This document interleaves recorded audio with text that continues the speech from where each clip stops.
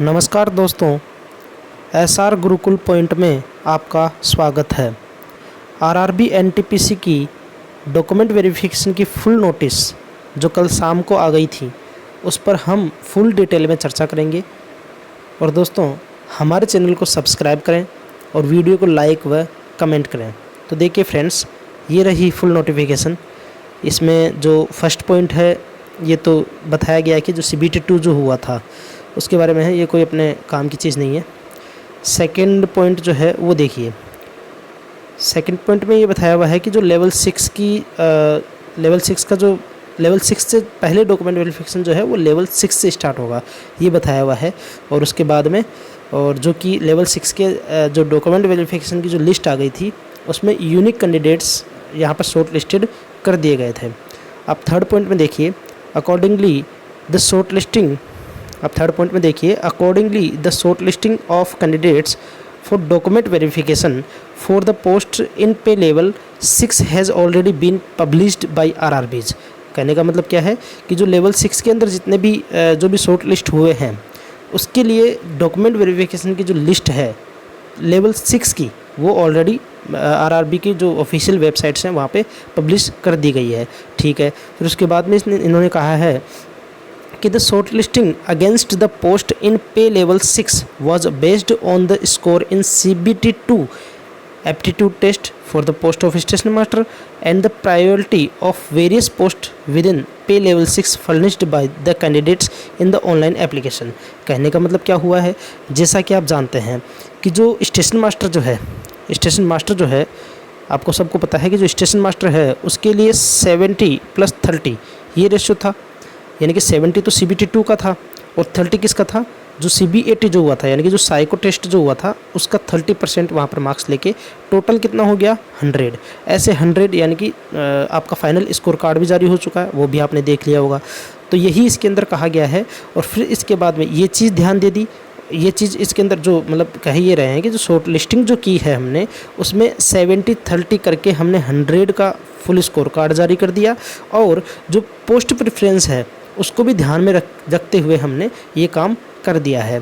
फिर इसके बाद में आगे देखिए, in order to shortlist unique candidate, आगे देखिए यहाँ से fifth point, in order to shortlist unique candidates as explained at जो ये क्या नाम है, सीरियल नंबर जो 2 अबव है, the candidates who are called for document verification for the post in pay level 6 have to give an undertaking that if found medically fit for the post of pay level 6 they will forfeit the right to be considered for any other pay levels. Candidates will thus be empaneled against one post only। कहने का मतलब क्या हुआ, यही सबसे important है। देखिए fifth point आपके लिए सबसे इम्पोर्टेंट है। ये कह रहा है कि जैसे कि लेवल 6 का जो कि डॉक्यूमेंट वेरिफिकेशन होना है, डॉक्यूमेंट वेरिफिकेशन लेवल 6 का होना है, तो उसके बाद में क्या होगा कि जैसे आपको DV हो गया, फिर आपका मेडिकल हो गया। मेडिकल होने के बाद में जैसे कि किसी को स्टेशन मास्टर नहीं चाहिए, ठीक है, किसी को स्टेशन मास्टर नहीं चाहिए साहब, तब मेडिकल होने के बाद में आप मेडिकल में फिट रहेंगे। जैसे कि मान लो आपको पता है कि स्टेशन मास्टर का जो मेडिकल कैटेगरी है वो कौन सा है, A2 है। तब आपको क्या देना होगा, एक अंडरटेकिंग देना होगा। अंडरटेकिंग जब आप इस A2 में फाइनल हो जाएंगे ना, तब आपको अंडरटेकिंग देना होगा। और अंडरटेकिंग देने के बाद में ये हो जाएगा कि आप क्या हैं कि लेवल 5 के लिए भी एलिजिबल हो जाएंगे, लेवल 4 के लिए भी एलिजिबल हो जाएंगे, लेवल 3 के लिए भी एलिजिबल हो जाएंगे। लेकिन एलिजिबल होंगे कब, जब आपके मेरिट लिस्ट में आपका नाम रहे। जैसे कि मान लो लेवल 6 की बात करते हैं, लेवल 6 में आपके 90 मार्क्स थे, ठीक है, जो टोटल आउट ऑफ 100 बात कर रहा हूँ मैं।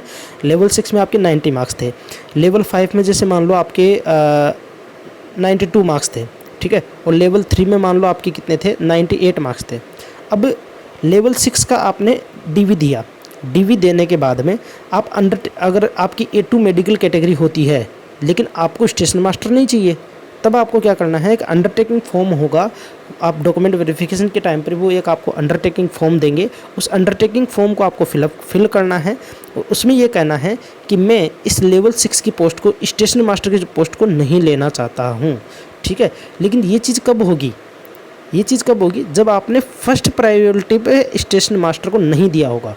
अगर आपने फर्स्ट प्रायोरिटी पे पोस्ट प्रेफरेंस पे स्टेशन मास्टर को दिया है तब तो आपको वो लेवल 6 की पोस्ट स्टेशन मास्टर आपको लेनी ही लेनी पड़ेगी। आप फिर जो है लेवल 5 पे आप नहीं जा सकते, ठीक है, समझ आ रही बात। तो आपको स्टेशन मास्टर वहाँ पे, तो उस केस में तो आपको स्टेशन मास्टर लेनी पड़ेगी।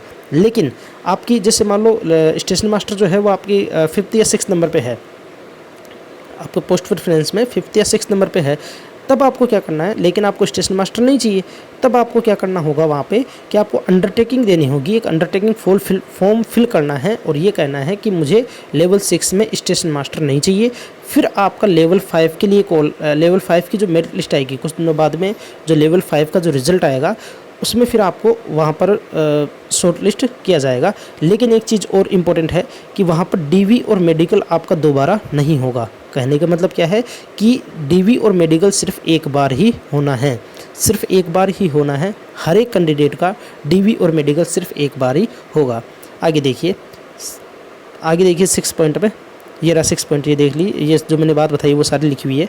The candidates found medically unfit for the post in pay level 6 will be considered for the shortlisting to the next lower pay level post as per their merit and medical fitness in that respective pay level। कहने का मतलब क्या हुआ कि जैसे अभी मैंने बताया आपको कि अगर आप A2 मेडिकल कैटेगरी अगर पास नहीं करते हैं तो आप लेवल 5 में के लिए भी शॉर्ट लिस्ट हो सकते हैं, अगर आपके मेरिट में आपका नाम आता है तो, ठीक है, ये इंपॉर्टेंट चीज़ है। आपका अगर मेरिट में नाम आता है तो आप उसके लिए भी शॉर्ट लिस्ट हो जाएंगे।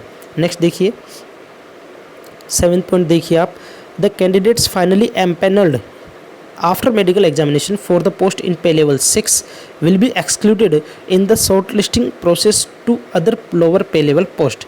Each candidate needs to attend document verification and medical examination only once in normal course। यही कहा मैंने कि सिर्फ डीवी और मेडिकल एक बार ही होना है, सिर्फ एक बार ही होगा। भले ही आपने लेवल 6 में भी आप क्वालिफाई हों, लेवल 5 में भी क्वालिफाई हों, लेवल 3 में भी क्वालिफाई हों, यानी किसी में भी क्वालिफाई हों, सभी में क्वालिफाई हों, तब भी डॉक्यूमेंट वेरिफिकेशन और मेडिकल आपका सिर्फ एक बार ही होगा, ठीक है। फिर उसके बाद में आपसे क्या करवाया जाएगा, लेवल 6 का पहले पैनल आ जाएंगे। अभी डॉक्यूमेंट वेरिफिकेशन और मेडिकल होने के बाद में आपके पैनल आ जाएंगे। पैनल आने के बाद में, पैनल में आपका नाम आ गया तो तब आप क्या नहीं कर सकते, तब आप लेवल 5 की पोस्ट नहीं ले सकते, ठीक है। लेवल 5 या जो लोअर पे लेवल जो भी हैं उनके पोस्ट को आप नहीं ले सकते, ठीक है।